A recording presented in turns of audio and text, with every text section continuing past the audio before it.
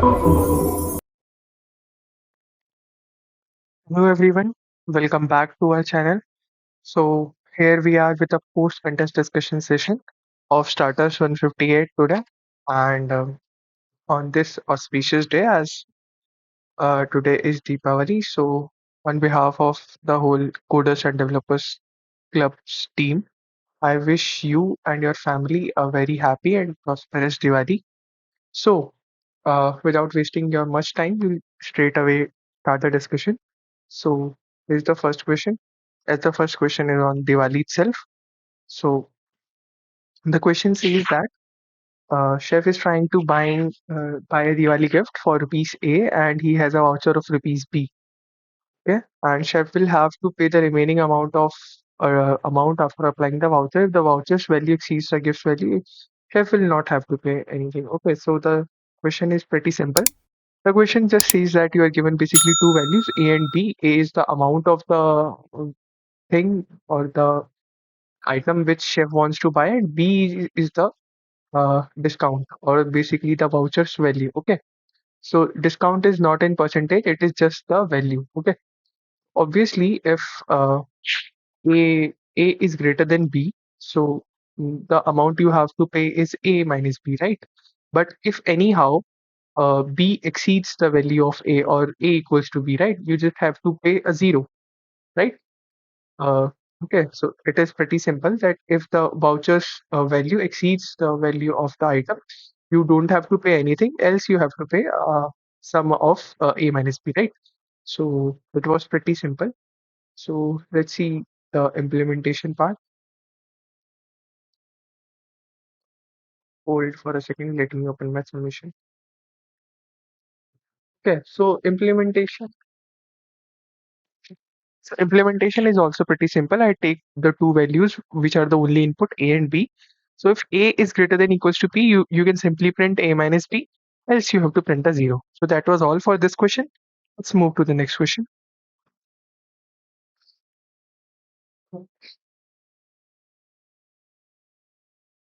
Okay. So the next question says that you're given an integer n and f of n denotes the number of even divisors of n, whereas g of n denotes the odd divisors of n. Okay.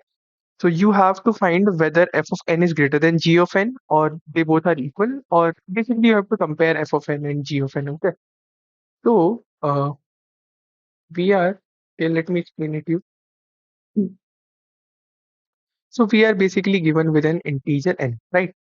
And f of n is defined as the even divisors of n, and g of n is defined as the number of odd divisors of n and number of even divisors of n, right? So uh, let's analyze something. Okay, let's take a case where n is odd. Okay, if n is odd, then let's take an example. Suppose mm n is 21, right? So what can be the divisors of 21? 1, 21, 7, and 3, right? So as you can see, it is pretty simple. As you must have seen in mathematics that an odd number multiplied by an odd number results into an odd number, right? And anything multiplied with even, like anything multiplied with even, results into even. So if the final number n has to be odd, then obviously it has to be a product of odd and odd. So obviously there won't be any even divisors here, right? So there would be all odd divisors. Okay. So it is pretty simple that in the case of odd, f of n would be less than g of n, right? F of n would be less than g of n. Okay. Let's see the case where n is even. So if n is even, can be a case that if n is a power of 2, right? If n is a power of 2, if n is a power of 2, then you can safely say that since all it is just like computed out of um, just twos only, okay? Like it would be something 2 to the power x. So it consists of only twos. Obviously, the number of devices of that are even are greater than strictly greater than the devices which are odd. So f of n would be greater than g of n. Okay, what else can be in even? It can be that it is even but not a power of 2, right? Or if I put it on this way that let's consider this thing. Okay, let's consider an even number which is a multiple of 4, which is a multiple of 4. Okay, so what happens in this case? So if you analyze all the multiples of 4, it would be either a power of 2 basically, or in other case, this is not a power of 2. It would contain, it would contain exactly one odd divisor. How I can say this? Like, for example, you consider any divisor of like, oh, sorry, any multiple of 4, like 16. 16 is a power of 2, right? And you consider another multiple 24. 24 has divisors 1, 24, uh, 1, 24, 8, and 3. Okay. So, sorry, I meant that exactly one, that is except one, right? So, let's delete this thing. Like, it has not to be exactly one. Okay. Okay, forget this thing. It is not exactly one. So, either it would be power of 2 or it would contain odd divisors. Okay. Yeah. So power of 2 is not containing any divisors. So we can safely say that if uh, it is basically a multiple of 4, right? Um, Sorry, I think that I have uh, sorry for this. Like, let me explain it to you again. Okay. I think I have missed something. I just got a bit confused. Yeah. So the thing is, if n is multiple of 4, okay,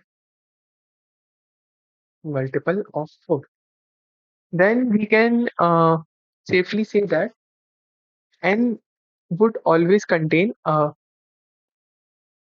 and would always contain, like if we consider a multiple like 96, okay, it would be 32 into 3. 32 is a power of 2, that is 2 to the power 5, and 3 is an odd divisor, which is 3 to the power 1, right? So in this case, f of n is greater than g of n, right? And let's consider another example like 16. In this case also, f of n is greater than g of n, right? I'm just making some observations based on some random numbers. Okay. For 24, also f of n is basically 1, 24, 8, and 3, right? So this can be further classified as 1, 24, 6, 4, 2, 8, 3, right? So basically, as you can see, that for all the scenarios, I'm getting one common thing, which is f of n is greater than g of n. Either it contains only even divisors, that is a power of 2.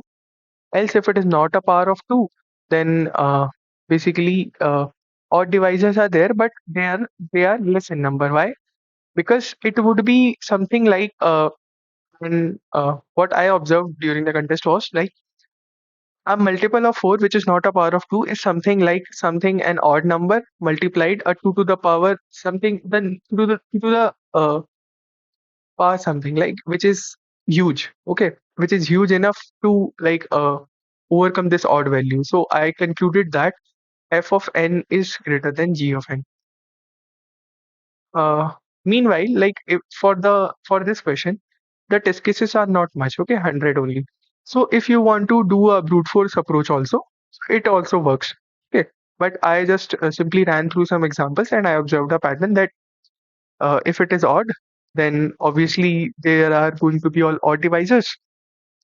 And if it is even and it is a power of 2, then always f of n is greater than g of n. Else, if it is not a power of 2 and if it's even, then always f of n equals to g of n. That means it is divisible by 2 but not divisible by 4, right? So for an example, the number 6. The number 6 has divisors 1, 2, 3, and 6. Okay, so there are equal number of odd and even divisors, right? So far, this was the uh, explanation part. Let's see its implementation.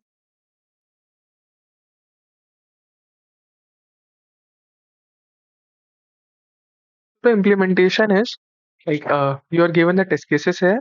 I have taken the test cases, and through the test cases, in each test case, you are given an integer n. So, as I mentioned, that if n is odd, okay, then you just have to simply print -1. Why -1? Because in the problem statement, it was mentioned that if f of n is less than g of n, then you have to print a -1, right? And if f of n is equals to g of n, then you have to print a 0.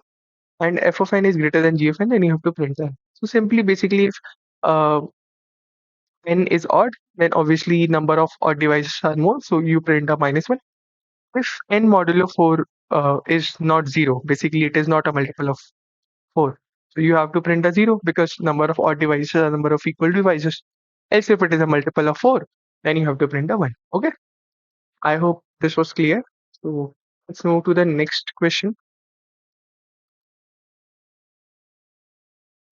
So the next question says that a string S is called good if and only if the number of occurrences of string AB as a substring of S equals to the number of occurrences of string BA as a substring of S. Okay. And you have to basically you are given a string S consisting of exactly characters A and B only. Find the length of the largest subsequence of the string, which is good. Okay. What is good? Good string is basically defined as a string which has equal number of occurrences of string substring AB and BA, right? So equal number means zero also. Like zero is also included, right? So let's observe something. Like consider a scenario you are given the string. Okay. You have some random numbers of occurrences of A and some random number of occurrences of B and then again some random number of occurrences of A. Okay. So if I want to make out a like I want to pick some subsequence such that it becomes a good string. Okay, and I want to maximize the length of the subsequence. So what if I start with picking up character A? Okay, so I can pick as many A's I want, right? If my first character is A, I can pick as many A's I want. It is not going to harm the count of AB and BA in my string, right? AB is 0 and BA is also 0 because there is no occurrence of B, right? I can pick as many as A's. So all these A's will be picked up by me, right? I have these many A's, right? Now, for the count of B, if I pick a B, right, I have uh, AB's count as 1, right? AB is 1, but BA is still 0, right? So I can again pick as many B's I want because it is again not going to harm the count of AB and BA, right? And now, if I have uh, A at last, so I will pick an A, else I won't. Basically, if I pick this A, I will make the count of AB and BA equal, which is 1. Else it won't be happening. That if I didn't have A in my last. I want to say that if the string given to us was like this, so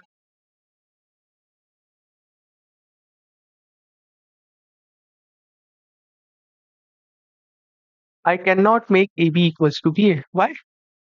Because I have A, I have B, but I do not have BA because there is no there is no occurrence of A after the last B, right? So it simply means that if uh, if there is a good good string, okay, if there is a good string, then and if it is a good string and it starts with an A, okay, it starts with an A, no matter there is any occurrence of A or any occurrence of B, until and unless it is not going to last with A, it is not going to be good, right? Why? Because मान लेते हैं कि हमने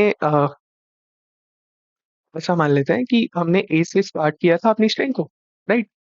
I had some number of A's. These are not going to affect. I had some number of B's, right? अगर कुछ भी एक group of B's है, so the count of AB is 1, right? At least 1. But if I do not have A in the last, then the count of BA is not going to be equals to AB, right? कि मैंने AB का count तो बढ़ाया है यहाँ पे A के बाद B रखने से, but BA का काउंट नहीं बढ़ाया, right? So this simply means that, and if also if AB has to be like 0, like अगर कोई भी B ना होता string में, then also the string is going to last with A, right? क्योंकि सारे A's हैं. In either of the cases, whether B is present in between or not, uh, it simply concludes that basically the first and the last character of the string has to be same if it begins with A. Now let's see the scenario if it begins with B, right? If it begins with B, then obviously we will be having BA first and AB last, right? This would be the scenario. I can simply print, like if this is a string, I can take as many B's I want, and if I take at least one A, okay, it doesn't matter that how many A's I take afterwards. So BA would be 1, and if it has to be a good string, then AB has to be 1, right? And AB 1 कब होगा? AB 1 तभी होगा ना जब at least एक B हो last में, right? So this also shows that if you start with B, then you have to end with B, like for the string to be good, right?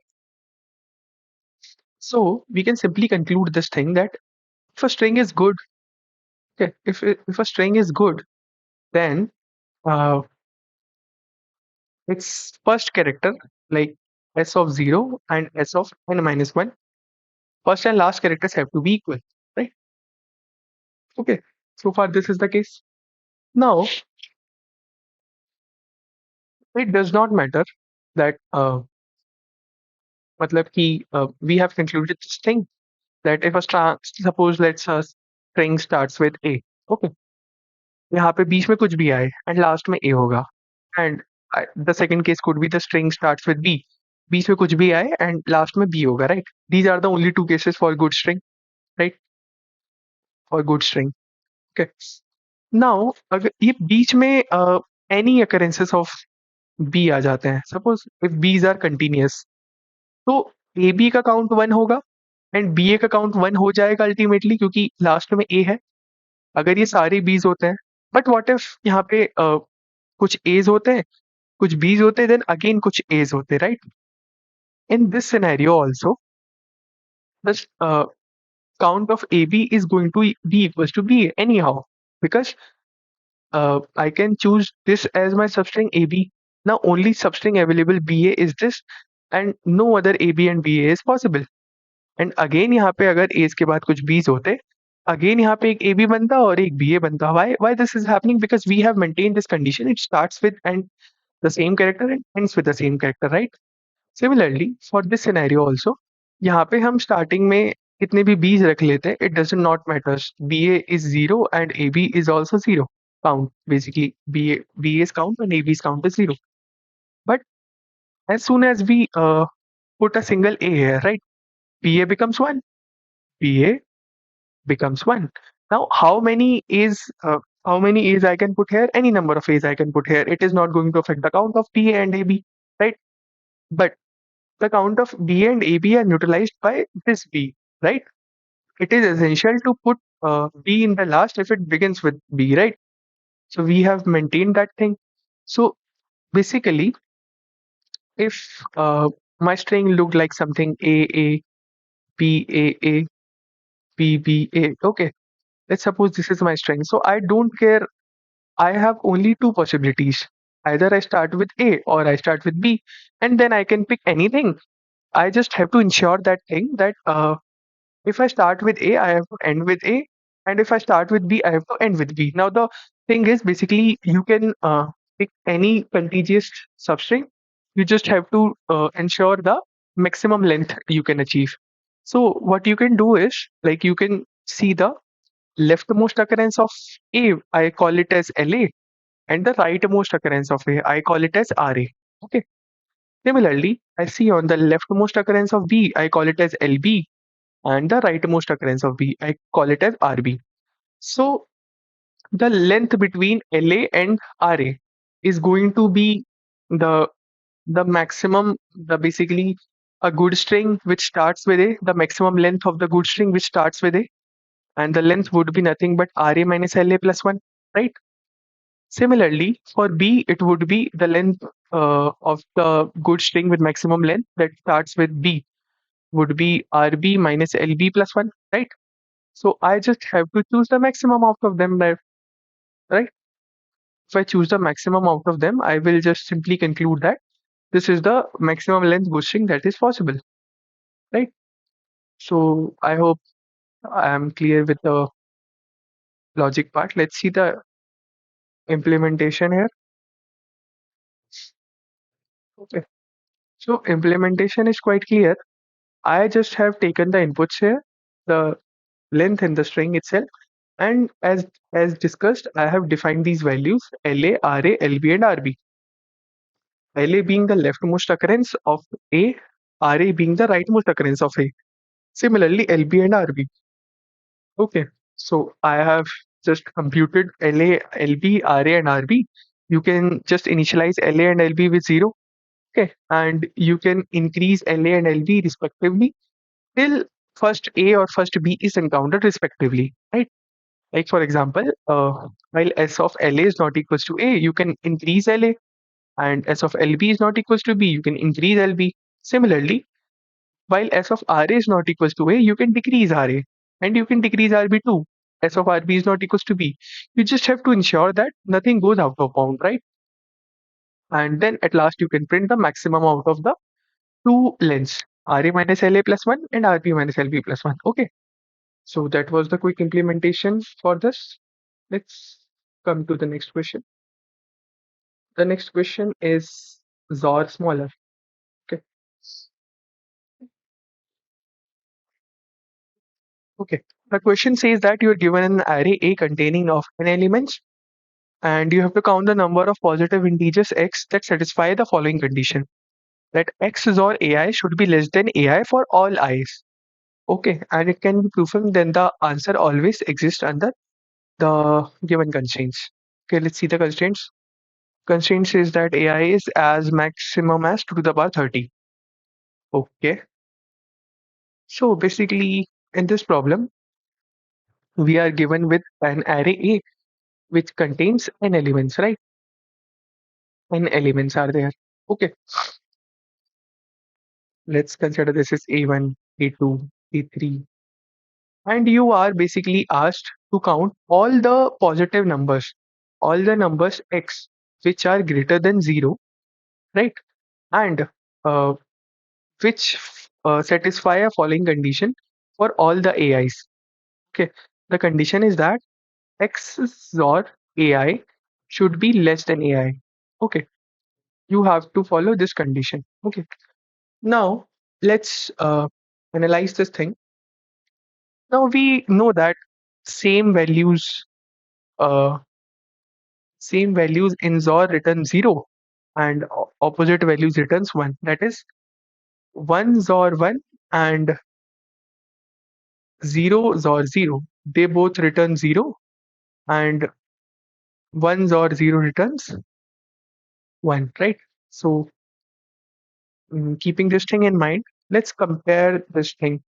Like we have AI, we have X, and we have XOR AI. Okay. Now, uh, it does not make sense if X is greater than AI, then XOR AI is okay. Let's not look at it this way. Let me explain you in bits. Yeah. And bitwise, if we were to see AI and X, let's consider that AI is something like this, and X could be something like this. Okay. Let's suppose this is X and this is AI. Okay. Now, let's see only the MSB. Okay. Let's see the MSB. This is MSB and this is LSB. Okay. So basically, if we see the MSB, MSB is 0 in AI and MSB in 1 in X.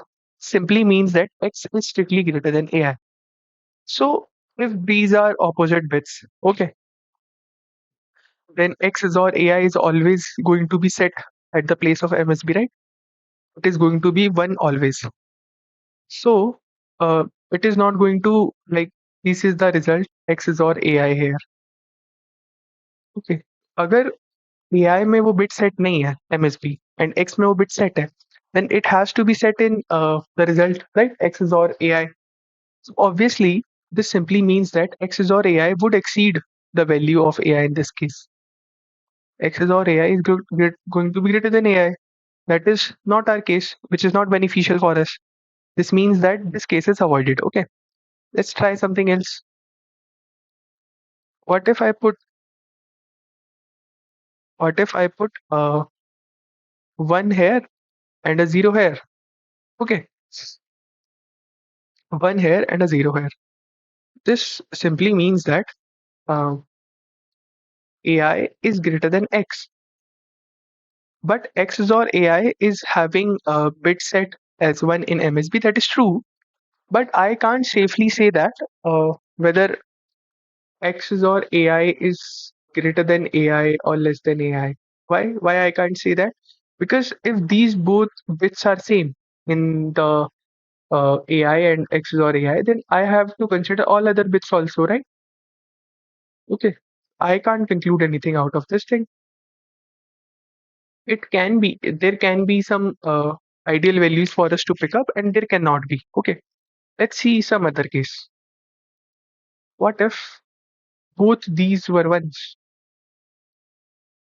What if both these were ones? Then X or AI is going to be 0, right? It is going to be 0 here, right? This means that AI and X all are having their MSB as set, but in the result, X or AI is not having this MSB as set. This simply means that for all such X's which have their MSB as set, which is basically same in AI. So X's or AI is always going to be less than AI for this case, right? And if both are zeros, then also it is going to be zero. So basically, we talk about MSB where it is set. So this case does not matter if both are zeros. So we have two cases which are uh, in the area of interest. This is the case and this is the case. It might have some values which are in use and it has all values which are useful for us. So basically the cases are like the MSB of AI is 1 and 1 and the MSB of AI is 1 and the MSB of X is 0. So for the second case, like where A's or X, AI's or X has the value is set, we need to look upon the values like which are beyond MSB. Okay. So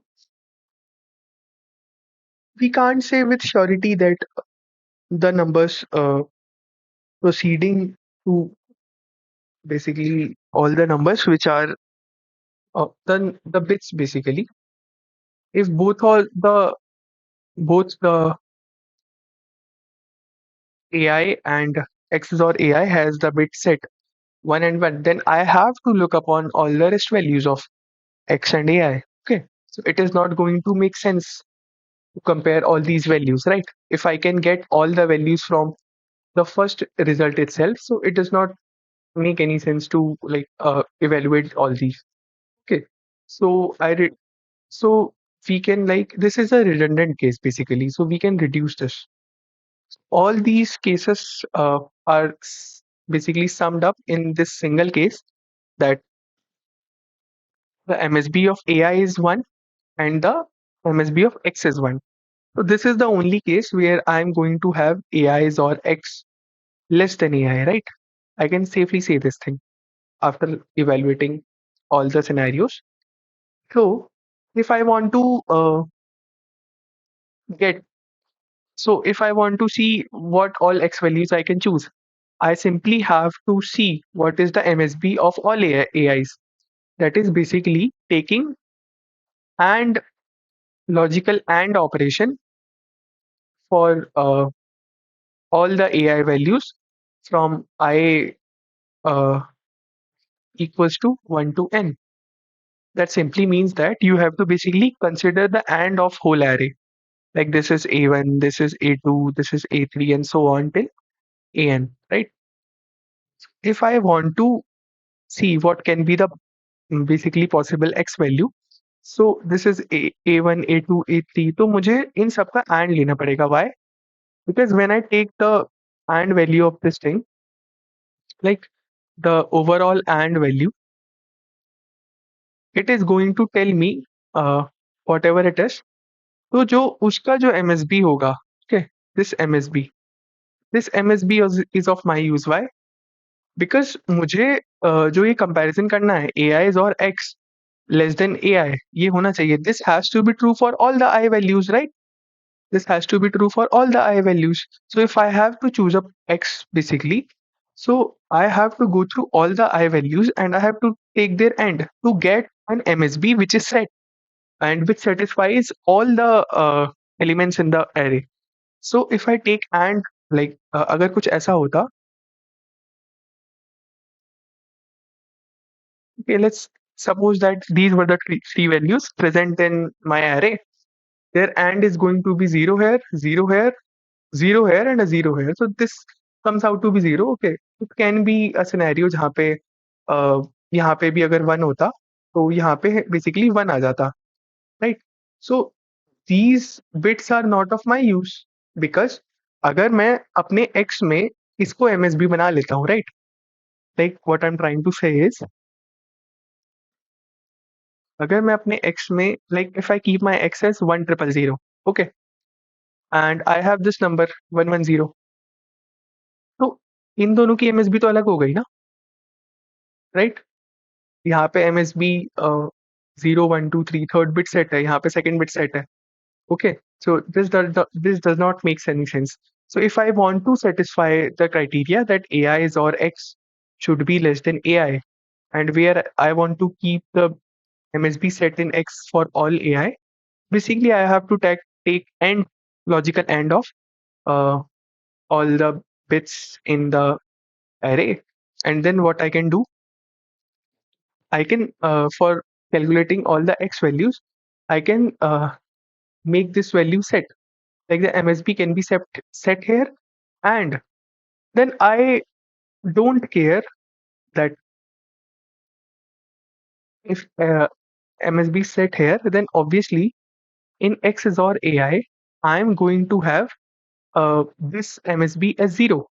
Then I don't care that what all bits are kept in X and what all bits are kept in AI.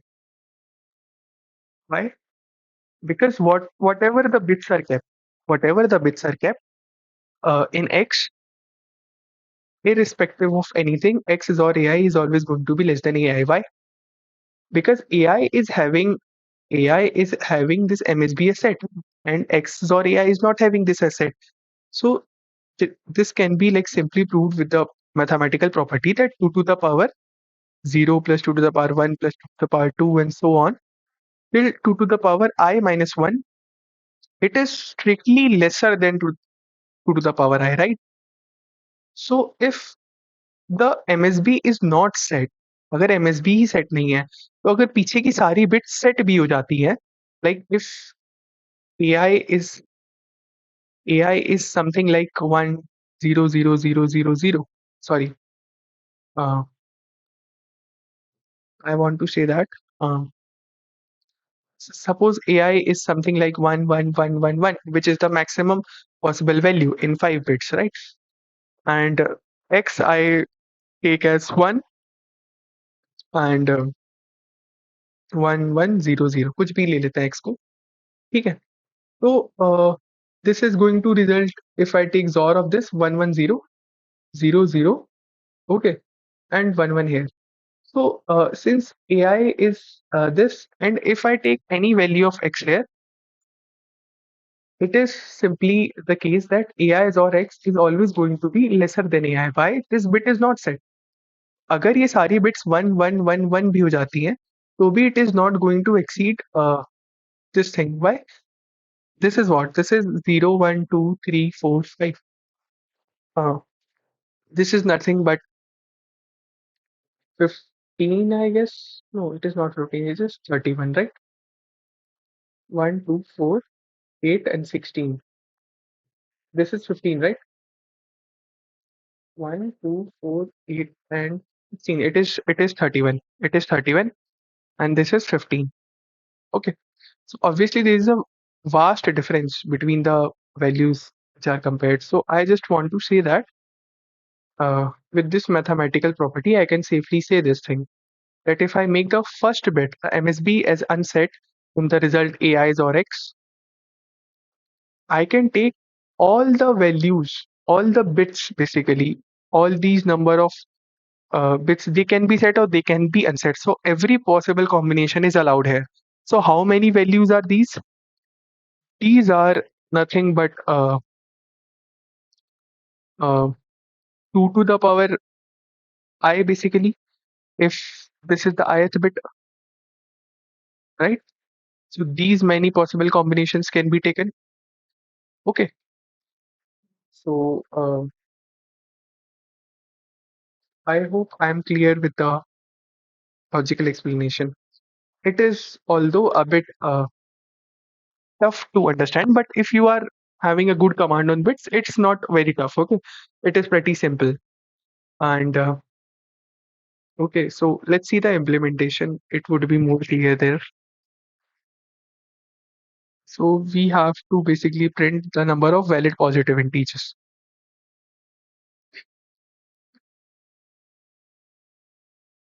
Let's see my submission.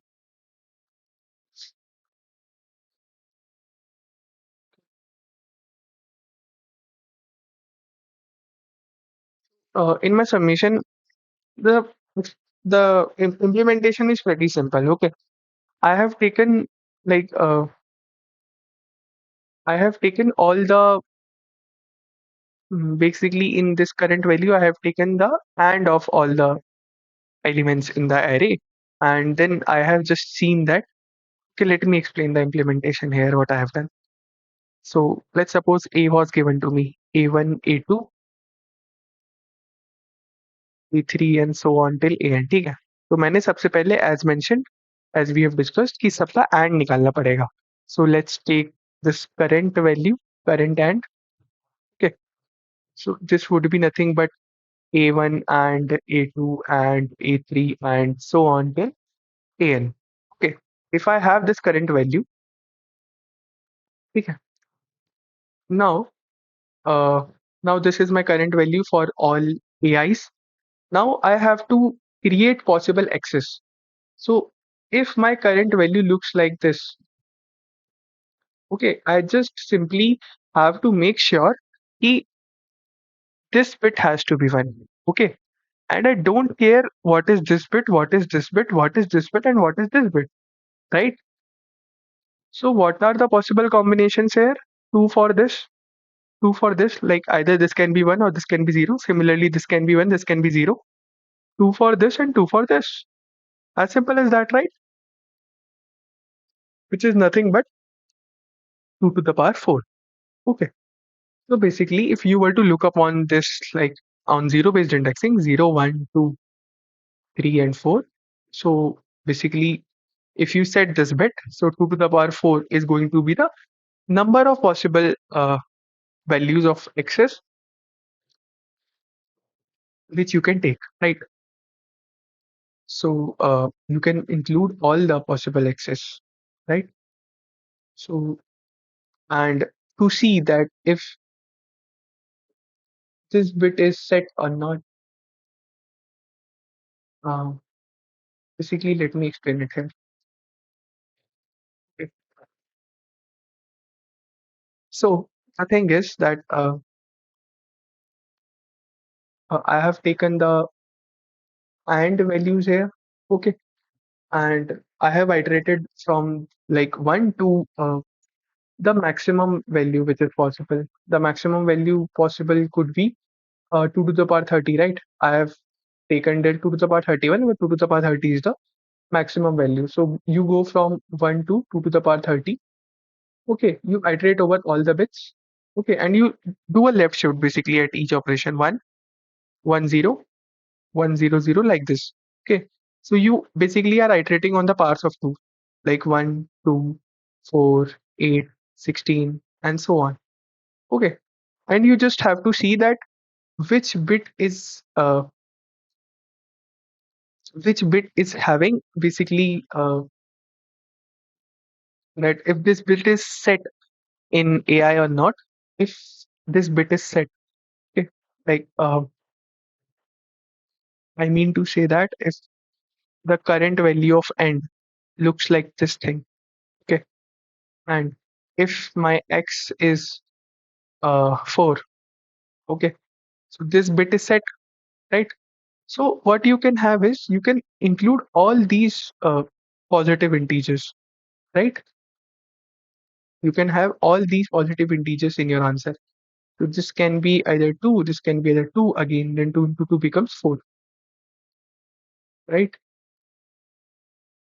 So basically you can include all these positive integers in your answer. Okay. And what all these integers would be? These integers would be the first bit would be 1, and then there can be 4 combinations: 0, 0, 0, 1, 1, 1, and 1, 0, right? So basically these are 4 integers are possible, right? This is a 4, this is 5, this is 7, and this is 6. I hope I am clear with the implementation part. Like that, this is like logical. Okay. So basically, I am iterating over all the values, all the values that are power of twos, basically 1, 1, 0 in a bitwise manner, right? And I can see if this bit is set or not in the current, and if that bit is set, that means that उसके पीछे के सारे जो values हैं, you can take as many combinations as possible in that, right? So that only I have done here. If current and I, this simply means that if this ith bit is set in the current value, then I can include answer plus equals to I. I can include these many these many numbers, these many positive numbers in my answer. Okay. So that was all for this problem. Okay. Just give me a second. Let me plug into my charger. Okay. So let's see the next question.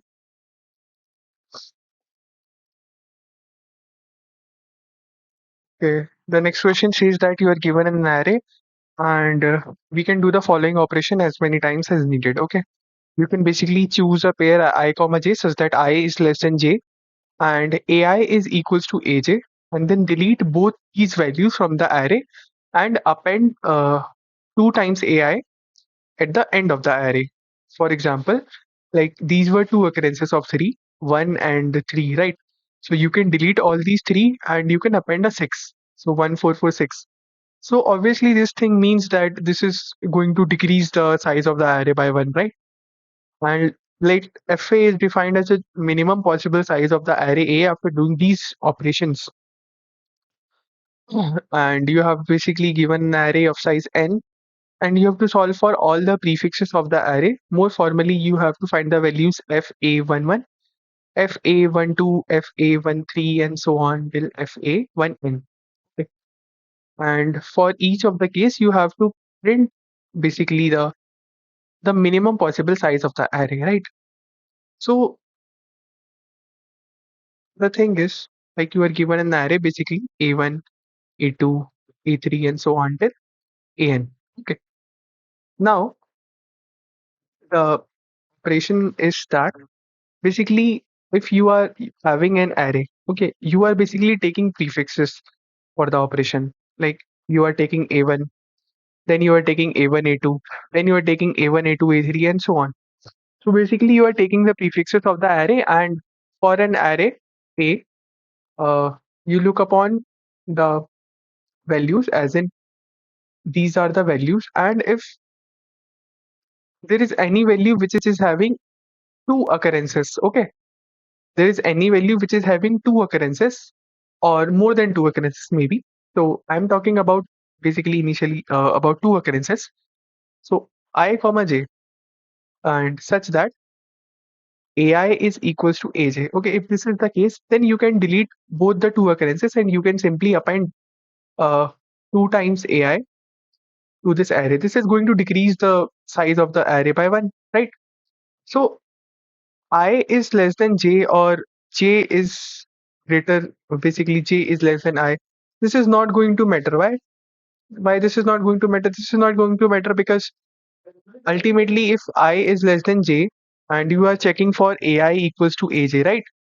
So for this thing, if ai is equals to aj, then basically if I is less than j or I is not less than j, this thing does not matter. Okay. So what I can do is I can probably use something like I can probably sort them, or let's figure out what we can do here. So the thing is that first of all we have to operate on A1, right? Then I have to operate on A1, A2. Okay. I have to print answers for each of these cases. Like then I will operate on A1, A2, A3. Then I will operate on A1, A2, A3, A4. Okay. So the thing is basically I don't need to operate again and again. मतलब कहने का मतलब ये है कि अगर I started with an A1, okay, I had only one element. Let's consider it as one. ठीक है. Now I had A1 and A2 both. हो सकता है A1 one है, but A2 could be one. It can be anything other than one also. It can be two, it can be three, anything. ठीक है. तो मान लेते हैं कि अगर A2 भी one होता, what I will do, I will operate here and I will simply convert it into delete both of these ones, and this would be nothing but 2 times 1. 2 times 1 would be appended, and these both the occurrences would be deleted. So I have operation for A1, A2. Then I don't need to repeat it here again with A1, A2, A3. अगर A1, A2, A3 तीनों 1 होते, तो हम ultimately वही कर रहे होते ना कि 1 और 1 को चूज करके डिलीट करते, 2 को अपेंड करते, then we would be left with 1 and 2, right?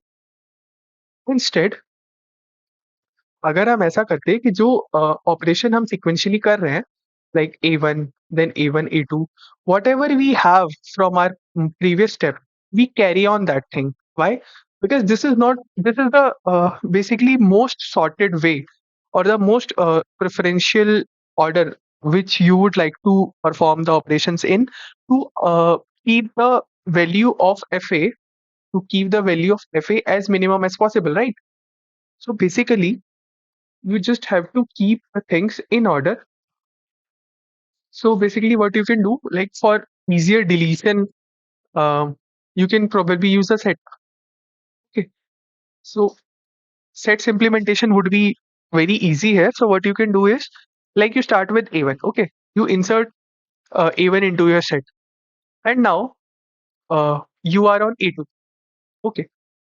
Now if A2 has okay. Now basically you iterate over all the values one by one, and what you can do is initially you would be having A1, right? And when you go on to A2, you don't need to again iterate over A1 and A2. You just need to see what the change is done in your current set or current array when you include A2 in your array, right? You don't need to go back and look upon all the indices you have visited, right? I meant to say that you started initially with A1, you had A1 in your set. Now, when you are inserting A2, before inserting A2, you just see that if uh, the value of A2 is present in set or not. If it is present, that simply means that अगर हमने A2 को insert किया, two occurrences, there would be at least two occurrences of the value of A2, right? और अगर ऐसा होता है, there are at least two occurrences of value of A2, then we have to delete both the occurrences of A2. And what we will do, we will insert 2 times A2, right? This is going to happen. Now when we move to A3, okay, again I am having in my set as A1 and 2 times A2 for as in. Now I will see that the value of A3 is it present in the set? If it is present, then again what I will do, I will delete the occurrence of A3 in the set, and I will insert 2 times A3 in my set, right? But if it is not present, what I can do, I can simply insert A3 in my set because there is no occurrence of A3. That means it can be safely inserted and the array's size would be same. So this question basically compresses down to a pretty simple implementation of a set, right? You just keep on inserting elements one by one in the array, and you just see the element, like suppose you are going to insert AI. Okay, if AI is present in the set, that means that there are going to be at least two occurrences of AI if you are going to insert AI in the set. Okay, in this scenario, what you can do is you can find an occurrence of AI in the set, you can delete it, and rather than inserting AI, you insert two times AI. Okay, that would be as good as you deleted two occurrences of AI and inserted one occurrences of 2i, right? And at last, every step, at every step you visit, at every indices you visit, you just have to simply print the current size of the set, right? Current size of the set. Okay. I hope I'm clear with the implement, like the explanation part. Let me like help you with a, we can probably dry run some examples. I would take this one 422131. Okay, like I have this array 422131. Okay, so on the first operation we are going to have a1, then we will have having a1 a2, then we have a1 a2 a3, then we have a1 a2 a3 a4, then we will have a1 a2 a3 a4 a5, then simply till a5 and a6. Okay, we have these many uh, queries or answers to be answered, right? So I just simply said that maintain a set, insert 4 in your set. Okay, I have my 4 in my set. Now 4 was initially not present in the set, so I just inserted in the set. Okay, the size of the set is going to be 1 here, right?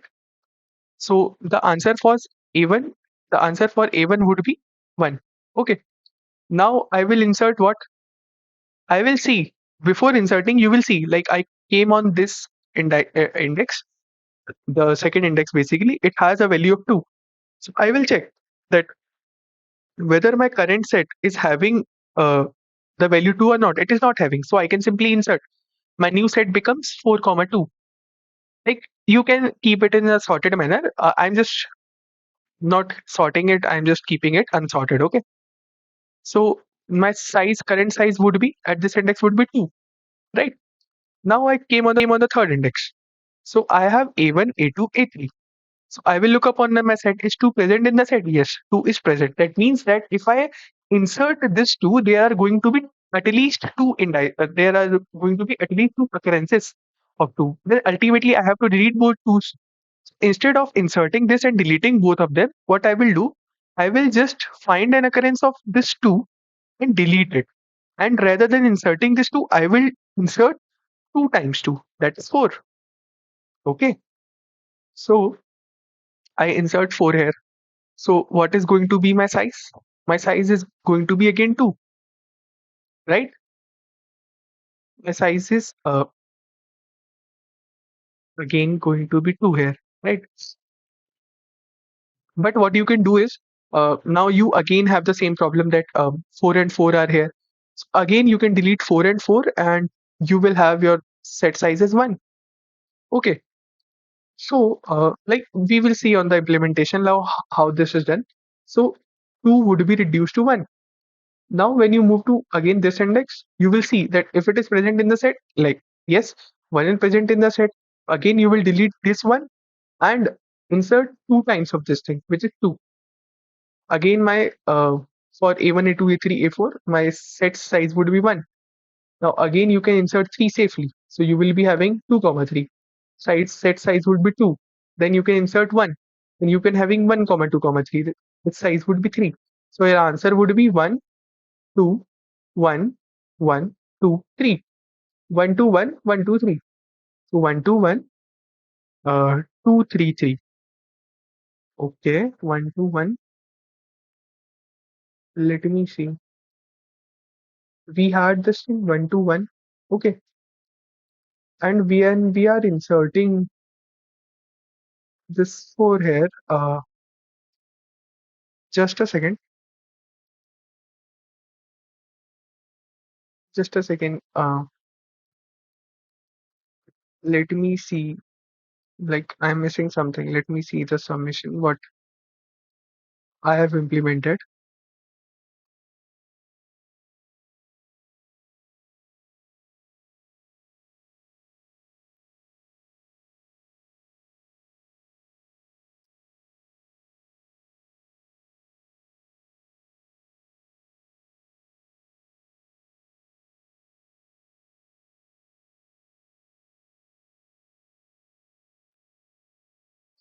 Yes. So I was taking a set here.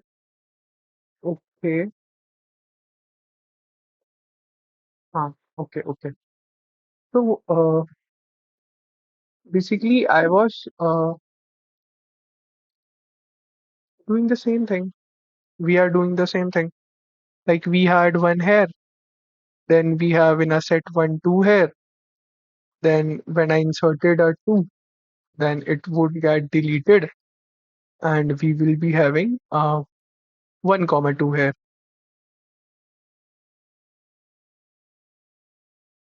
1 comma, sorry, let us like see this thing again. What was the array? Array was 1, 2, 2, 1, 3, 1, right? Array was 4, 2, 2, 1, 3, 1. Okay, sorry. 4, 2, 2, 1, 3, 1. Initially, we had 4 in our set. Then we had 4 comma 2 in our set. Okay. Then we had 4 comma 2 comma 2 in our set, which ultimately become 4 comma 4, and which ultimately become uh 8, right? So we had um 1 here, 2 here, and 1 here. And I inserted 8 comma 1 here. Yes, so it is, I think I'm forgot 8 here. Okay. Like I deleted these 4, I didn't insert 8 here. So yes, we were doing it right. So it is simple that we just have to see the current set size, right? It is 8 comma 1 here. Then I can insert 3. It becomes 8, 1, 3. Then the set size is 3. And then at last I can insert a 1 here. Okay. If I insert a 1 here, it is previously having 1, so I have to delete this 1. And instead of 1, I will insert 2 times 1, that is 2. So again the set size would be 3. So yes, my answer would be 1, 2, 1, 233. 1, 2, 1, 2, 3, 3. Yes, it is matching. Yes, yes. So, uh, as you can see, I think I would be more clear now with my implementation. So let's see the code. So basically, I have taken the array here. I have taken a set. Set is initially empty. So while iterating over the array, like I keep the thing to be inserted uh, as value. Okay.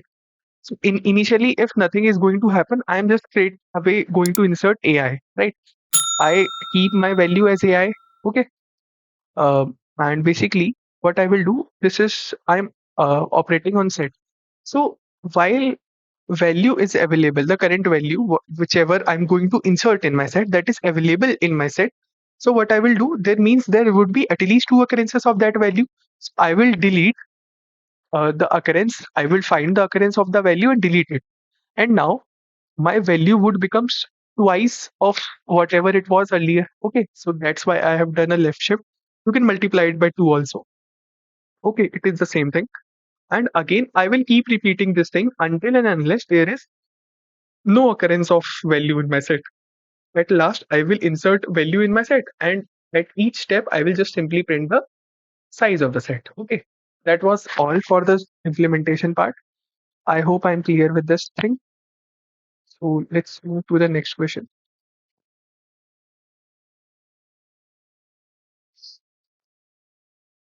Yes.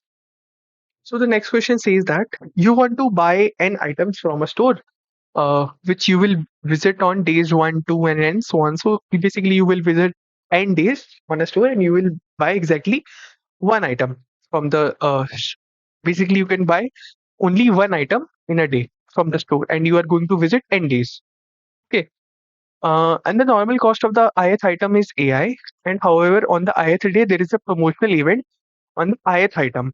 On this day, its cost is BI instead, and BI may be greater, smaller, or even equal to AI.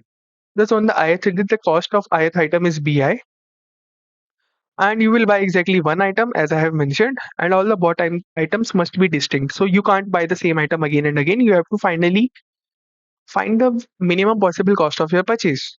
Okay, so so the question says that you are basically visiting mm,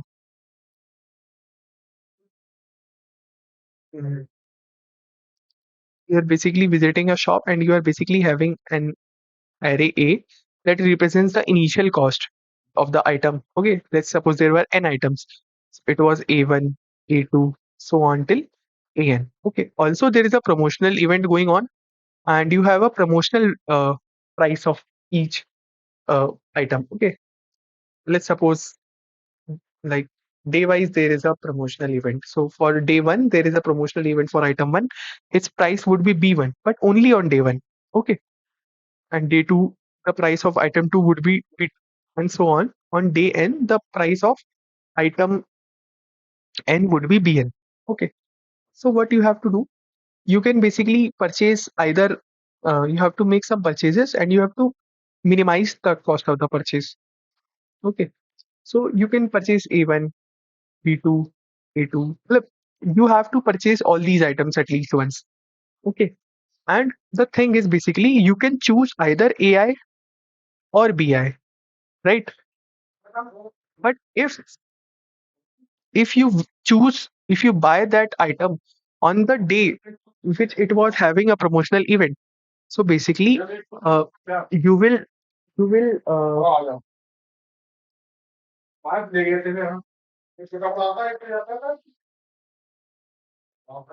so you will basically buy the item on the price BI or on AI, right?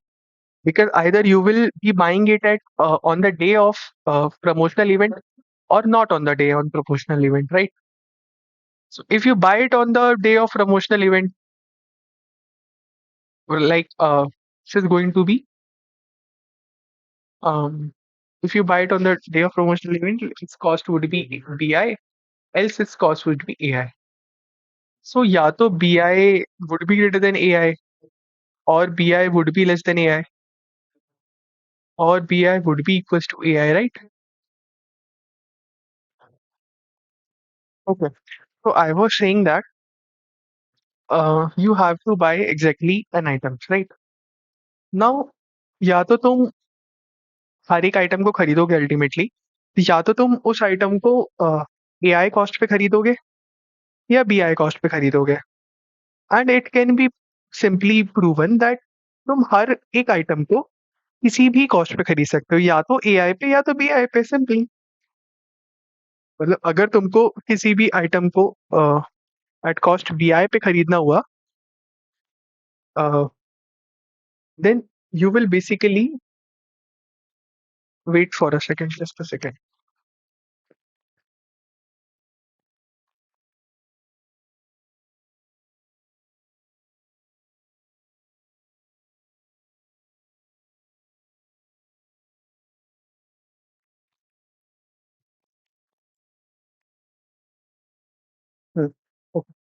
I was saying that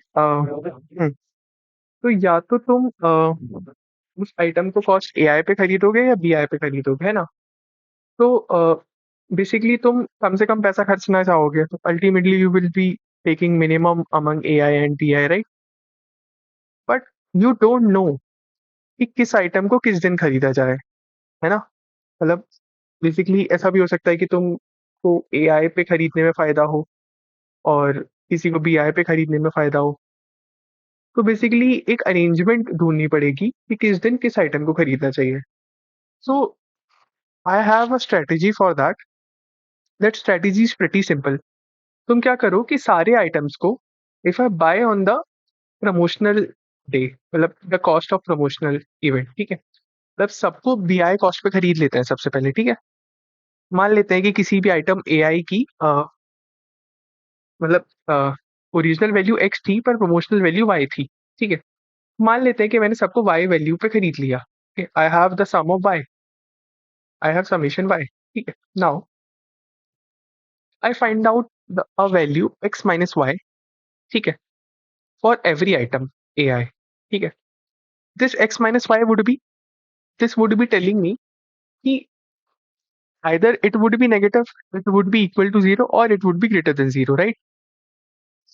So अगर ये negative है, that simply means that कि AI was less than BI, right? And if this is greater than zero, it simply means that AI was greater than BI. I want कि this thing has to be less than zero. This thing is less than zero, right? X minus y. So I am basically what I am doing is, if this is the um, promotional value and this is the events value. So if x minus y is negative, right? This simply means that x was less than y. That means that mm, I took a wrong decision, right? I should have taken the value on the cost x, not the cost y, right?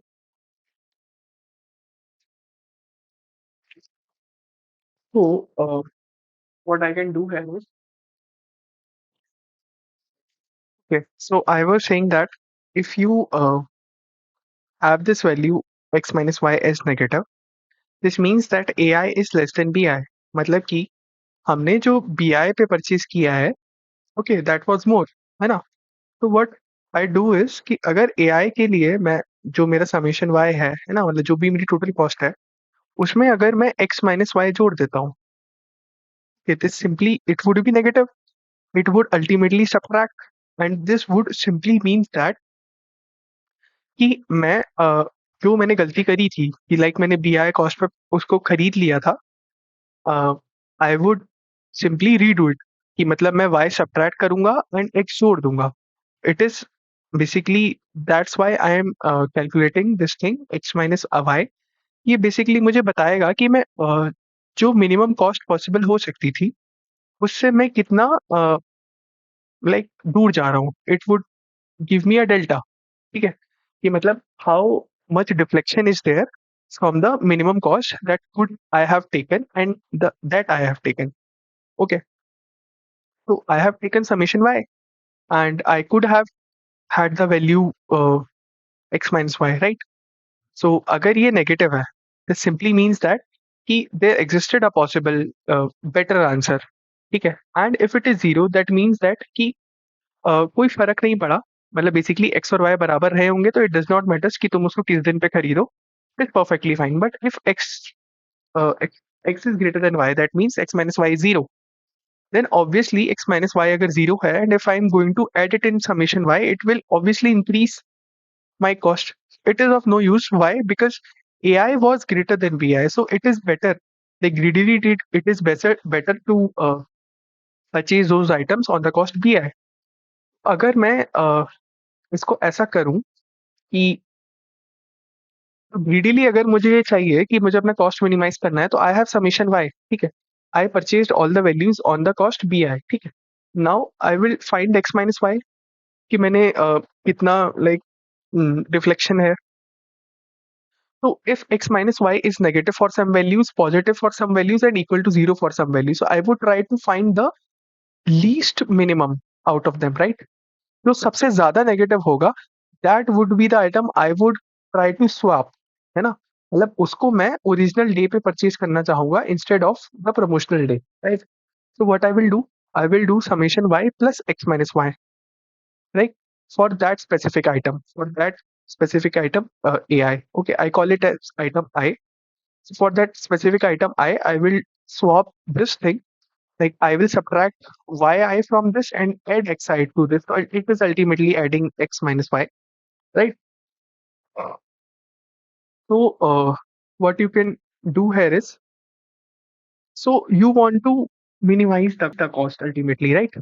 So what you can do, all the values which were negative, right, for x minus y, you can basically swap all the values with the original sum which I am having summation y to get the minimum cost, right? Get the minimum cost. And if there is something greater than zero, you don't need to swap it. Why? Because it will always increase your summation y, as I have told you that um, shown you that x minus y is greater than zero. Then and if it is equal to zero, it is going to have no effect. And if it is greater than zero, then you don't need to swap this thing. So basically, what you can do is you can calculate summation y, and then what you can do is you can basically sort, you can make pair out of the values. It like the ith value has two things, x and y. So for each ith value you can make a pair of x minus y and y. Okay, so what you can do is basically swap all these values with respect to x minus y. Okay, with respect to x minus y, the basically the most negative element is going to come in front, right? This is going to be the most negative element. So what you can do, you are having summation y, you can add this thing to your answer. Okay, like the first element of it, like the x minus y thing, summation y plus x minus y at each index I. Okay, this is going to give you what, like this is yi to be very specific. Okay, at each index I, this is going to be happen. Okay, so if this thing is lesser than my initial answer which I'm having, so you can take minimum out of both of these, right, at each step. Ultimately you will have your final minimum cost. Okay, so this was the explanation so far. So let me show you the implementation. It would be more clear there. Okay, like I have taken the inputs here. Okay, I have taken the inputs in x and y. Xi is the cost where the original cost of the item, and yi is the promotional cost of the item. I am making a vector of pair. Okay, and I have taken the sum of all the y values here in my sum, and answer I have initialized with sum. Okay, now I am making a pair in such a manner that I am keeping the first value as xi minus yi and second value is yi.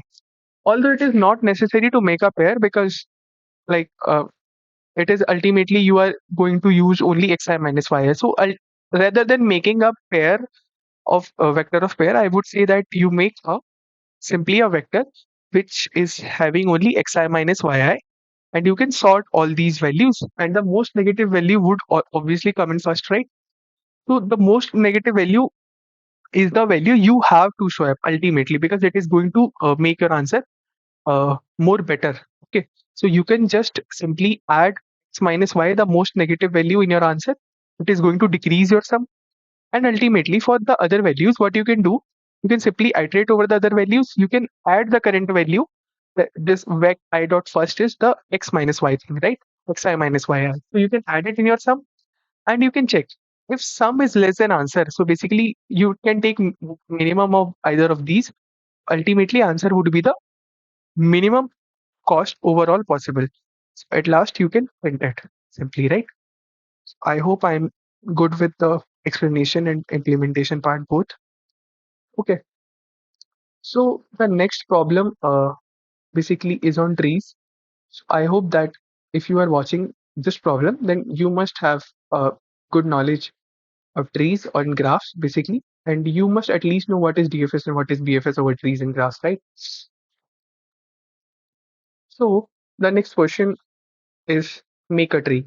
Okay, and this question says that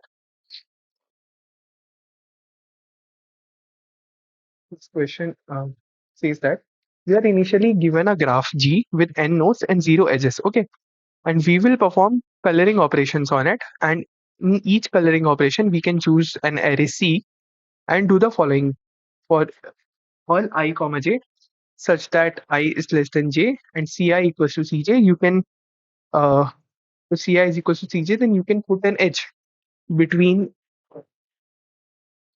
you can put an edge that does not exist already in the graph, and ultimately you have to convert the graph into a tree. He can find the minimum coloring operations necessary and print one possible way to achieve it. Okay, so the statement looks a bit confusing, but it is quite simple. Let me explain it to you. Okay, so let's look upon the input format first of all. The input basically gives n, which is the number of nodes in the graph G, and next n minus 1 line contains two integers u comma v representing an edge between nodes u and v that are required in the tree. Okay, basically तुमको n nodes देगा वो, ठीक है? n nodes देगा, मान लेते हैं node 1, node 2 and so on till node n.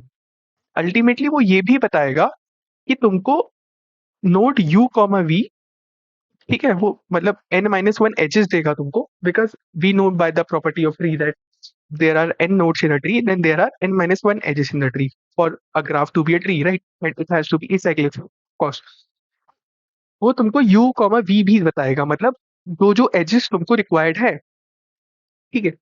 मतलब दे आर डिस्कनेक्टेड इनिशियली, वो नोड्स अपार्ट हैं, but you have to connect them ultimately. तो वो तुमको ये भी बताएगा कि तुमको कौन कौन से एजेस रिक्वायर्ड है. So now to solve this thing, it is you have to now make a tree. तो इसको एक एग्जांपल ले लेते हैं बेसिकली. Let's take this example. Okay, like there are three nodes. These nodes would be 1, 2, and 3. There is an edge between 1 and 2, and there is an edge between 2 and 3. Okay, so this simply means that this tree would be a line graph. मतलब कुछ इस तरीके का tree दिखेगा, 1 से 2 connected and 2 से 3, है ना? तो अब इसमें ये देखो कि टू सॉल्व दिस प्रॉब्लम, है ना, मान लेते हैं कि अ, ये ग्राफ इनिशियली ऑल्दो कनेक्टेड नहीं था, पर हम मान लेते हैं कि ये ग्राफ है, ठीक है? तो हम क्या करते हैं, इसको एक ग्राफ बना लेते हैं, ठीक है? 1 से 2 कनेक्टेड एंड 2 से 3 कनेक्टेड है. सिमिलरली ऐसी कोई भी ग्राफ हमको गिवन होगा, तो अल्टीमेटली हमको करना क्या होगा, हमको एक ट्री उसमें से बनाना होगा, राइट? तो ऑब्वियसली अब तुम ये देखो कि ग्राफ अगर कुछ ऐसा दिखता है कि अगर वो ऑब्वियसली अगर n माइनस 1 एजेस है, तो वो कुछ किसी ना किसी फॉर्म का ट्री होगा, ठीक है? अगर आप connecting all the required edges, अगर मेरा ग्राफ फाइनली कुछ ऐसा दिखता है, ठीक है? ओके, अगर मेरा फाइनली ग्राफ कुछ ऐसा दिखता है एंड वो ये कह रहा है कि तुमको बेसिकली ये बताना है कि कितने मिनिमम ऑपरेशंस में तुम ये ट्री बना लोगे. और ट्री बनाने के लिए तुम क्या कर सकते हो, तुम एक बार में एक ही ऑपरेशन कर सकते हो, है ना। मतलब एक बार में तुम नहीं नहीं, एक ऑपरेशन बेसिकली, एक ऑपरेशन में तुम क्या कर सकते हो, तुमको कितने मिनिमम ऑपरेशंस कर सकते हो वो बताना है। एंड एक ऑपरेशन में तुम क्या कर सकते हो, एक ऑपरेशन में you have to print an array size N, ठीक है। एन साइज की एरे प्रिंट करोगे तुम एक ऑपरेशन में, और उसमें हर नोड को एक वैल्यू असाइन करोगे, ठीक है। हर नोड को एक वैल्यू असाइन करोगे, that that would be A colour basically. उस नोड का क्या कलर है, कुछ भी रख सकते हो, ठीक है। एंड जो जो जिन जिन नोड्स को तुमको कनेक्ट करना है ना, नोड्स को तुम सेम वैल्यू असाइन करोगे, ठीक है। मतलब एक बार में दो ही नोड्स को कनेक्ट कर सकते हो। मान लो मुझे फर्स्ट, मान लो दीज वर 6 नोड्स, ठीक है। इन 6 नोड्स में मुझे 1 और 3 को जोड़ना था, like 1 and 3 had an edge, ठीक है। तो मैं क्या करूंगा, 1 और 3 पे सेम कलर रख दूंगा, मतलब 1 पे 1 रखा तो 3 पे भी 1 रख लो, है ना। एंड मान लो मुझे 2 और 4 को भी जोड़ना था, तो मैं 2 पे 1 रखा और 4 पे 1 रखा। लेकिन अगर मान लो मुझे सॉरी, मतलब तुम 1 1 नहीं रख सकते हो, क्योंकि basically you have to keep distinct colours, right. मतलब 1 and 1 सिंपली मीन्स दैट 1 और 3 में एज है, बट 2 और 4 पे कोई और कलर होगा, but that colour has to be same, मतलब it would be like 2 and 2, ठीक है। 2 and 2 सिंपली मीन्स दैट 2 और 4 में एक एज है, एंड 1 and 3 मीन्स दैट 1 और 3 में एक एज है। तो इट इज लाइक कि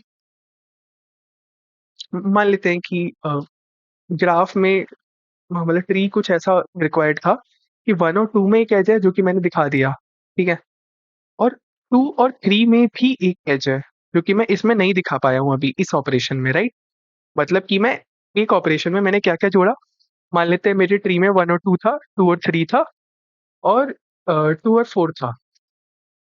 तो मैंने 1 और 2 को जोड़ दिया, 2 और 4 को जोड़ दिया, सॉरी, 1 और 3 था। लेट मी री राइट दिस थिंग। मैंने किस किस को जोड़ा है इसमें, मैंने 1 और 3 को जोड़ा है, ठीक है, और 2 और 4 को जोड़ा है।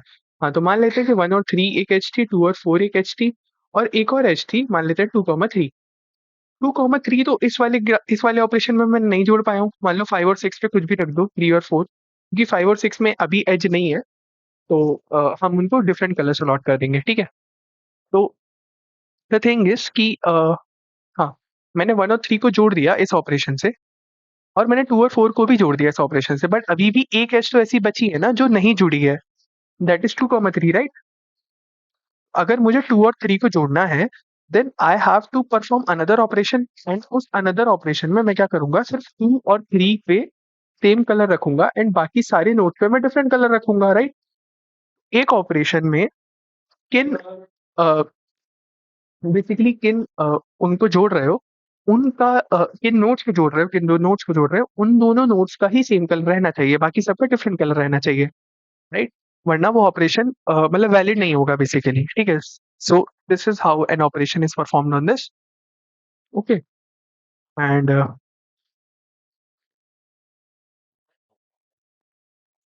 लो so we were discussing this problem. Actually, I discussed this problem, but somehow there was some technical glitch, so it didn't get recorded.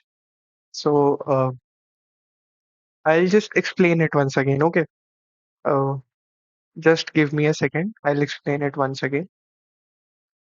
So the problem so far we discussed was, see, you were given a graph basically consisting of n nodes, okay? And nodes were there, and n minus 1 edges were also given to you. Okay? And these n minus 1 edges were required to build up a tree, right? Since by property of tree, you know that there are n nodes and n minus 1 edges in a tree, right? So you are given disconnected nodes, and you are given n minus 1 edges also. That is, you are given u comma v, okay? And you have been told that you have to connect these nodes. So you have a list of edges, the total n minus 1 edges, and you have disconnected n nodes, right? You have n nodes. Okay. Now, the thing is, you have to Okay. Now you have to tell that how many minimum number of operations are required to uh, like make tree out of all these disconnected nodes. Like they are disconnected for a while, and you have been given that what all edges you have to make out of these nodes, and you have to tell that what is the minimum number of operations required to build out a tree. Right now, the thing is, what is this operation? This operation says that one operation is represented by an array. Okay. This array has n elements in it. Okay. Representing each node. Okay. Like 1 to n. Okay. Now, each corresponding index has an uh, element, basically a value, which represents a color. Okay.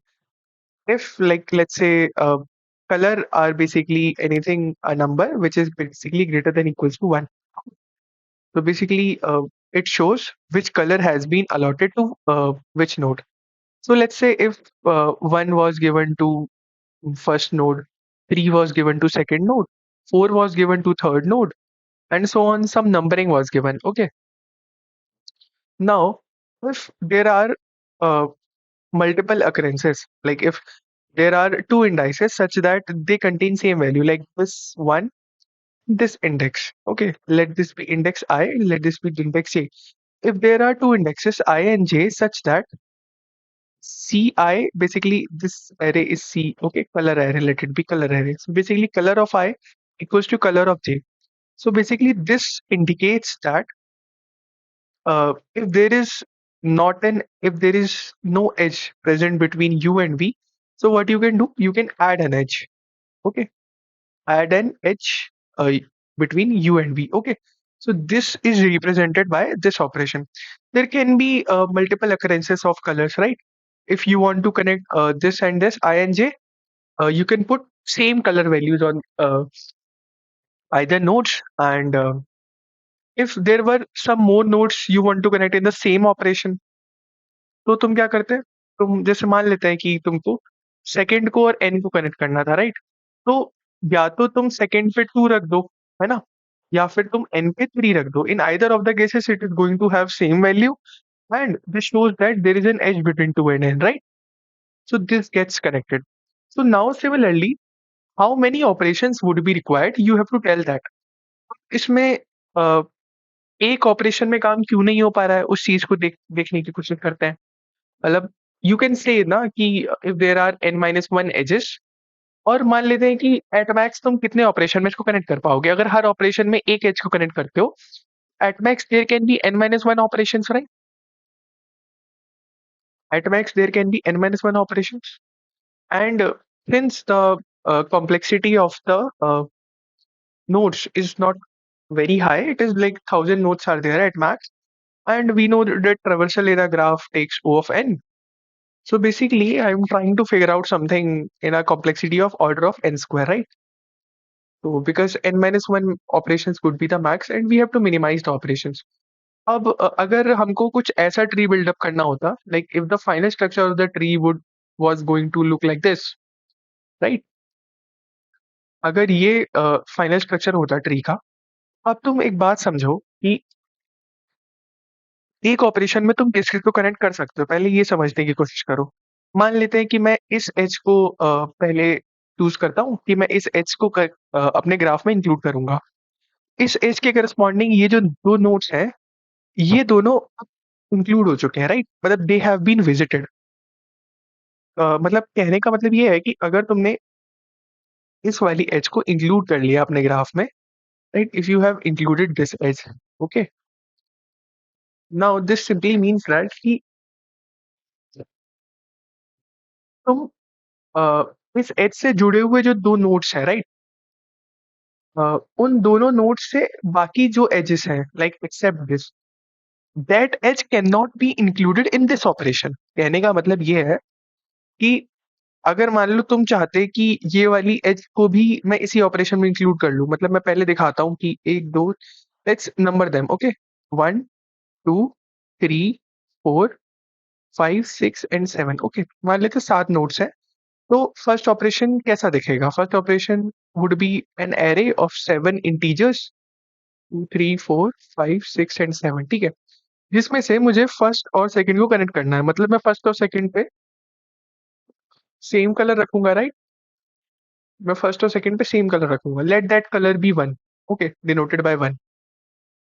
Now I want कि मैं 1 और 3 को भी connect करूं। क्या मैं 1 और 3 पे 1 रखूंगा या 2 रखूंगा, मैं कैसे पता करूंगा, राइट? ये बात समझ आ रही है? अगर मैं 1 और 3 पे 1 रख देता हूँ, तो ये पता कैसे चलेगा कि मुझे 1 और 3 को जोड़ना है कि 2 और 3 को जोड़ना है? 2 और 3 को तो जोड़ना है, नहीं है ना, है ना? और मैं एक बार में एक इंडेक्स में 2 वैल्यू तो रख नहीं सकता हूँ। दैट मीन्स कि I require another operation connect the edge 1, 3, as simple as that, right?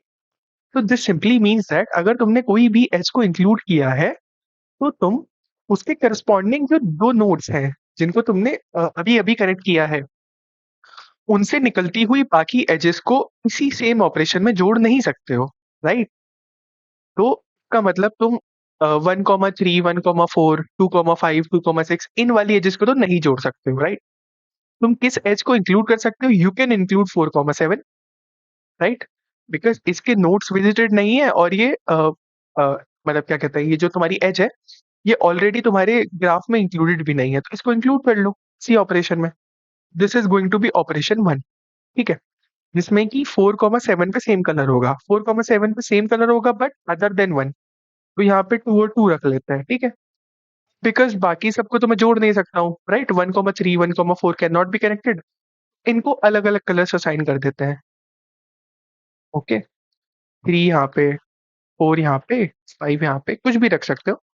तो दिस सिंपली मीन्स दैट अब ये ऑपरेशन, मतलब ये ऑपरेशन 1 हो गया मेरा, ठीक है? एक ऑपरेशन हो गया, और ये मुझे प्रिंट करना है। And what does this operation signifies? This signifies that 1 and 2 are connected. Basically, they have an edge, and this that edge has to be included in your graph. Basically, while making a tree, right? And also, 4 and 7 are connected. Okay. Similarly, अब तुम ये देखो कि कौन कौन सी edges बच गई हैं अभी भी कनेक्ट होने के लिए। 1, 3, 1, 4, 2, 5, 2, 6, ये एजेस बची हैं, राइट? अब मैं सेकेंड ऑपरेशन की तरफ जाऊंगा। ऑपरेशन 2 में मैं क्या करता हूँ? मान लेते हैं कि मैं ग्राफ को फिर से ट्रेवर्स कर रहा था, और मैं इस बार 1, 3 को कनेक्ट करता हूँ, ठीक है? 1, 3 को कनेक्ट किया। अगेन मैं 1 और 3 से जुड़ी हुई किसी और एज को नहीं जोड़ पाऊंगा, मतलब कि मैं 1 और 4 को नहीं इंक्लूड कर सकता यहाँ पे। 6, 7। अब तुम जैसे 1 और 3 को तुम्हें जोड़ना है, तो तुम 1 और 1 पे इस बार सेम कलर रख सकते हो, और तुम बाकी, मतलब इन दोनों ऑपरेशंस में कोई इंटरलिंक नहीं है, मतलब कि यहाँ पे जो वैल्यूज थी और यहाँ पे जो वैल्यूज होंगी कलर की, वो कुछ भी हो सकती है, that is up to you. तो 1, 3 को अगर तुमने जोड़ दिया, तो तुम 1, 4 को नहीं जोड़ सकते हो, right? Okay, that means you are going to have another operation. 1, 3 के अलावा क्या तुम किसी और को जोड़ सकते हो? 1, 2 जुड़ा हुआ है ऑलरेडी, 4, 7 भी जुड़ा हुआ है, 2, 5 को जोड़ सकते हो, right?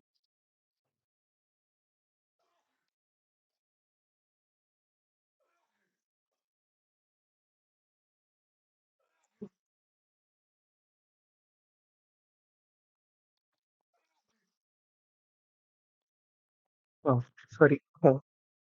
So I was saying कि तुम 2, 5 को जोड़ सकते हो, राइट? तो तुम मान लेते हैं 2, 5 को इस बार कनेक्ट कर लो। 2, 5 को कनेक्ट किया, तो यहाँ पे सेकंड इंडेक्स और फिफ्थ इंडेक्स, इन दोनों पे सेम कलर रखना होगा, but other than 1। Let's keep a 2 है। और बाकी जो इंडाइसेस है, उस पे तुम कुछ भी भरो, बट जो जो कलर्स यूज नहीं किए हैं, उन कलर्स के अलावा कुछ भी रैंडम वैल्यू भर दो, ठीक है?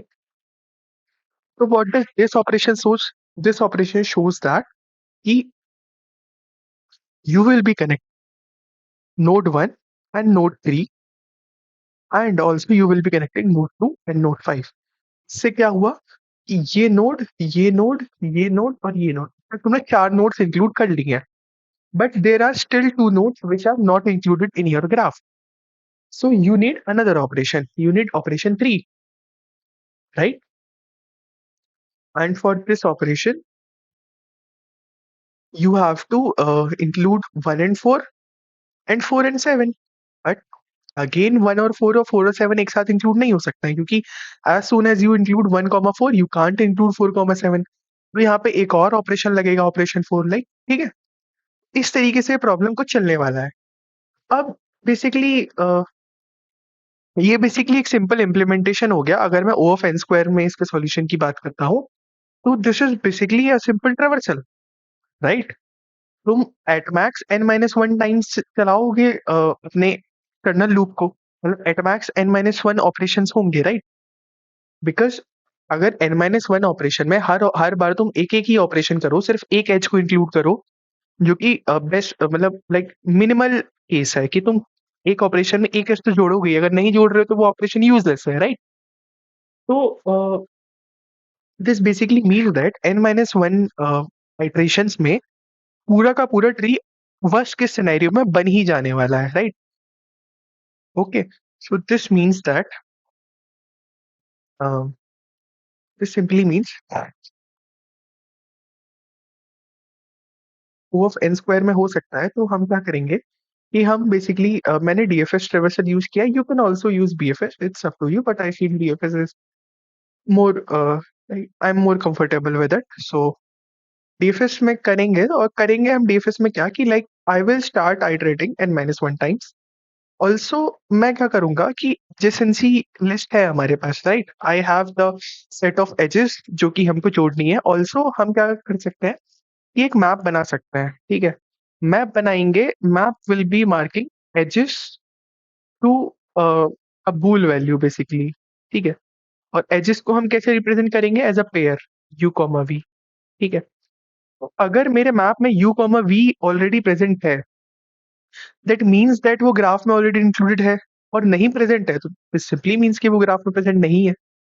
इनिशियली मेरे ग्राफ में कुछ नहीं होगा, बट एक एक एज हम डाल देते हैं जो कि होगी 1, 0, because I will be starting every time DFS with node 1। तो 1 का पेरेंट 0 है, so this has to be like, this is for a default condition कि 1, 0 बेसिकली 0 इज नथिंग। तो हमने उसको ग्राफ में इंक्लूड कर लिया ताकि ये एज काउंट ना हो एक ऑपरेशन में, ठीक है। तो I have only this thing in my map, that is 1, 0 का काउंट 1 है, ठीक है। This is what my map looks like. And हाँ, अब तुम जब हर बार डीएफएस करोगे, इट्स लाइक कि तुम्हें रिजल्ट में रिजल्ट में नंबर ऑफ ऑपरेशन चाहिए, और तुमको बहुत सारे वेक्टर्स आउटपुट करने होंगे उतने सारे। तो मैं क्या करूंगा, एक 2D वेक्टर बना लेते हैं, ठीक है। एक 2D वेक्टर बना लेंगे जिसमें वो रोज जो है, नंबर ऑफ रोज सिग्निफाई करेंगी कितने ऑपरेशंस हैं, and number of columns. Basically, this will be a vector and it will be signifying कि what are the operations to be done at each index or each operation, ठीक है। तो मान लेते हैं कि ये मैंने एक 2D मैट्रिक्स ले लिया है जो कि इनिशियली खाली था। और हाँ, ऑल्सो हमको एक चीज का ध्यान और रखना पड़ेगा कि जब हम एक नोड को विजिट कर रहे हैं, मतलब नोड को हम मार्क कब कर सकते हैं। मान लेते हैं हम कोई भी, जब हम ट्रेवर्स कर रहे थे और हम एक नोड पे आए, ठीक है। हम इस नोड पे आते हैं, मान लो दिस नोड वी, एंड उसका पेरेंट था यू, ठीक है। तो अब इस नोड को हम, मतलब इस नोड को या इस एज को हम ले सकते हैं या नहीं ले सकते, वो कैसे पता लगेगा। दो कंडीशन है उसकी, देखो। पहली कंडीशन तो ये कि ये जो गिवन एज है जो यू कॉमा वी को जोड़ रही है, ये मेरे मैप में प्रेजेंट ना हो, ठीक है। दूसरी कंडीशन ये बनती है कि जो U और V के मतलब बेसिकली जो U और V को जोड़ती हुई एज के कॉर्नर्स पे, basically on the both either ends of this edge, जो दो नोड्स हैं, वो दोनों नोड्स पहले से इंक्लूडेड ना हो सेम ऑपरेशन में, ठीक है। For the same DFS call, U comma V should not be visited. So I have to maintain another visited vector or visited array for this thing. As soon as I visit this thing, अगर ये visited नहीं है और मैं इसको include कर सकता हूँ, तो मैं क्या करूंगा, इसको विजिटेड बनाने के लिए सबसे पहले तो मैं अपने मैप में इंक्लूड करूंगा, right. I will do this plus plus, okay. And मैं विजिटेड कर दूंगा इन दोनों नोड्स को, ताकि उन दोनों नोड्स की जो बाकी एजेस हैं वो मैं मार्क ना कर पाऊँ अपने डीएफएस कॉल में। Okay, so I will do visited of u equals to 1 and visited of v equals to 1, right? तो ये मुझे करना पड़ेगा। और इसके अलावा अगर मुझे हाँ, अब मुझे अपने ऑपरेशन में कलर रिटर्न करना है, राइट? कलर के लिए अगर मुझे इन दोनों नोड्स में एक एज जोड़नी है, तो what I can do, I can maintain a colour vector for each DFS call. और हर डीएफएस कॉल में मैं कलर को, मान लेते हैं 5 नोड्स थे अगर, तो इनिशियली उनको इनिशियलाइज कर दूंगा डिस्टिंक्ट वैल्यू से, लाइक 1 2 3 4 एंड 5। अगर u पर वैल्यू 2 थी और v पर वैल्यू 5 थी, तो हम क्या कर सकते हैं कि colour of child, basically colour of v is equals to colour of u, है ना? अगर हम चाइल्ड के कलर को पेरेंट के कलर के इक्वल बना देते हैं in this colour array, this simply means that they both will be connected, right? So these many things we have to take care of, and then it is a simple, pretty DFS question. Okay, let me show you the implementation, then it would be more clear. Okay. The implementation goes like this. We have it here.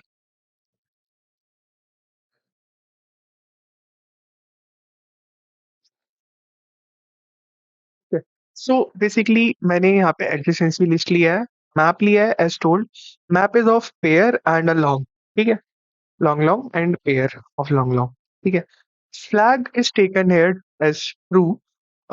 These are three global things basically. Flag में true इसलिए लिया है ताकि हमको ऐसा भी तो हो सकता है कि I told you that at max n-1 operations are required, right?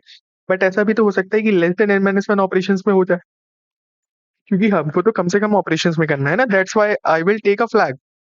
अगर किसी डीएफएस कॉल में कोई न्यू एज इंक्लूड नहीं हो रही मेरे मैप में, दैट मीन्स कि वो ऑपरेशन यूजलेस था, तो हमको यहाँ पे टर्मिनेट कर जाना चाहिए, right? So it will take care of that thing कि फ्लैग फॉल्स हो जाएगा। सो let me start from here. So for each test case, I'm taking the number of nodes input here and I'm clearing my map and adjacency list for each test case because I have declared them as global. Okay. Then I'm taking the adjacency list input here and then I am marking for each test case flag equals to 2. Initially flag true tha. Or as I told you that I'm including 1 comma 0 also, right? 1 comma 0 and result is the basically 2D matrix. Result is a basically 2D matrix which is required to generate or basically store my result. Okay, and 1 comma 0 is I have included in my map now.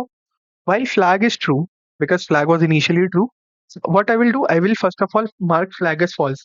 अगर इस वाले DFS call में, जो कि मैं यहाँ पे कर रहा हूँ डीएफएस कॉल, अगर इसमें फ्लैग ट्रू नहीं होता है तो next time while loop break हो जाएगा। ओके, तो व्हाट आई विल डू, मैंने यहाँ पे कलर लिया है basically and I have initialized color with distinct values. Like for every I have initialized with I+1. ठीक है? Now I have taken this visited array. Visited array क्यों लिया है? Visited array इस वाली चीज के लिए है जो कंसेप्ट मैं यहाँ पे बता रहा था कि U और V को अगर मैं मार्क कर लेता हूँ अपने एक DFS कॉल में, तो उस पर्टिकुलर DFS कॉल में मुझे U और V को visited मार्क करना पड़ेगा ताकि मैं इनसे निकलती हुई और एजेस को इंक्लूड ना कर लूँ, राइट? तो इसलिए मैंने visited array लिया है and also I have taken color. I will call a DFS function. So what is this DFS doing? Let me explain you. This DFS is basically right. I have taken node, parent, color, and visited array. Now, what is this checking? This is checking if map.count node comma parent. That means that if this is present, map.count node comma parent is 0. Basically, if this is not present in the map, अगर इसका count 0 है, basically this edge is not present in my map and not visited node visited नहीं है, not visited parent, उसका parent भी visited नहीं है। तो तुमको क्या करना है, colour of node equal to colour of parent, जो कि मैंने बताया था, उन दोनों को विजिटेड कर देना है और मैप में एच को इंक्लूड कर लेना है। ऑल्सो फ्लैग को ट्रू मार्क कर देना है, मतलब कम से कम एक ऐसी नई एच है जो हमको इंक्लूड करनी पड़ रही है, मतलब हमें शायद आगे और चलाना पड़ेगा while loop, right? And then you can just recursively call another DFS calls and then you can conclude that बेसिकली, हाँ, तो यहाँ पे डीएफएस हम खत्म कर लेंगे। Then if flag is true, मतलब कोई एक नई एज इंक्लूडेड हुई है, तो मैं क्या करूंगा, temp मैंने vector लिया है. Basically this is for avoiding the index problem, because what happens is when I take color of n plus 1, this is also including zeroth index, right? But I don't want zero based indexing, so I'm taking another vector temp और उसमें मैं 1 से लेके n plus 1 तक के सारी values को push कर लूंगा एंड देन इस पूरे वेक्टर को टेम्प को मैं अपनी 2D मैट्रिक्स रिजल्ट में पुश कर लूंगा, right? And ultimately what will be my final answer will be the size of the 2D array and just all the arrays. Okay, this is printing an array. Okay, so I hope the implementation and the explanation was clear enough. So that was all. So thank you so much for watching.